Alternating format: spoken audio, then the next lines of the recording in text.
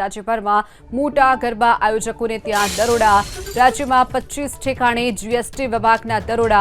500 થી વધુ પાસની કિંમત હોય તેમના ત્યાં દરોડા પાડવામાં આવ્યા છે। રાજ્યભરમાં મોટા ગરબા આયોજકોને ત્યાં જીએસટી વિભાગના દરોડા। જે પણ પાસની કિંમત 500 રૂપિયાથી વધુ હોય તેમના ત્યાં આ દરોડા પાડવામાં આવ્યા છે। રાજ્યમાં 25 ઠેકાણા પર અલગ અલગ જગ્યા પર જીએસટી વિભાગે દરોડા પાડ્યા છે। રાજ્યભરમાં મોટા ગરબા આયોજકોના ત્યાં દરોડા પાડવામાં આવ્યા છે। વધુ વિગતો સાથે સંવાદદાતા કલ્પેશ રાવલ આપણી સાથે ફોન લાઈન પર છે। કલ્પેશ, રાજ્યભરમાં ગરબા આયોજકો જે છે તેમના ત્યાં દરોડા પાડવામાં આવ્યા છે જીએસટી વિભાગે, શું વિગતો?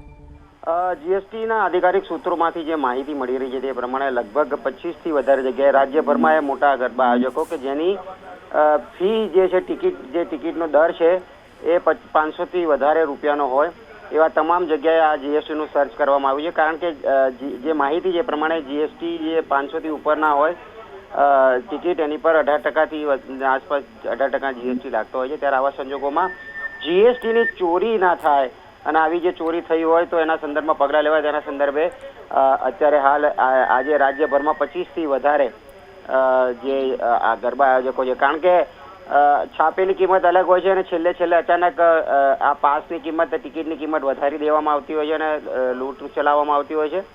આવા સંજોગોમાં જીએસટીની આ કાર્યવાહીને લઈને ગરબા આયોજકોમાં પણ ફફડાટ છે। જી ચોક્કસ કલ્પેશ, માહિતી બદલ આભાર। આ અંગે જ વધુ વિગતો સાથે સંવાદદાતા ભૌમિક આપણી સાથે સીધા જોડાઈ ગયા છે। ભૌમિક, રાજ્યભરમાં મોટા ગરબા આયોજકોને ત્યાં જીએસટી વિભાગે દરોડા પાડ્યા છે, શું વિગતો? હું આપને જણાવી દઉં કે રાજ્યમાં જે નવરાત્રિ મહોત્સવ ચાલી રહ્યો છે તેમાં અનેક મોટા ગરબા પંડાલો ગરબા આયોજનો છે।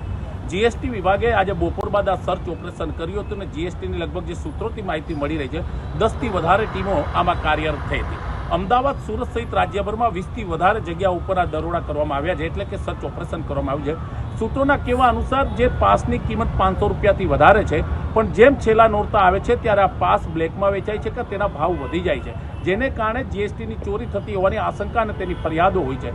તેના આધારે આખું સર્ચ ઓપરેશન કરવામાં આવ્યું છે। સૂત્રોની જો વાત માનીએ તો અમદાવાદમાં લગભગ 4 જગ્યાએ મોટા ગરબા આયોજક ઉપર આ રેડ કરવામાં આવી હતી, તેમાં લગભગ 40 થી વધારે અધિકારીઓ જોડાયા હતા। તેની સાથે સુરત સહિત રાજ્યમાં 20 થી વધારે જગ્યા ઉપર એક સાથે આ દરોડા કરવામાં આવ્યા હતા। તો આપને જણાવી દઈએ કે જે રીતના નવરાત્રી હવે તેના અંતિમ દિવસો તરફ એનું કાઉન્ટડાઉન થઈ રહ્યું છે કે હવે અંતિમ દિવસો છે જ્યારે દશેરાનો તહેવાર ઉજવાશે તેની પહેલા આ રેડથી આ દરોડાથી મોટા ગરબા આયોજકોમાં ક્યાંક ને ક્યાંક ફફડાટ ફેલાયો છે। જી ચોક્કસ ભૌમિક, જોડાવા બદલ અને માહિતી બદલ આપનો આભાર।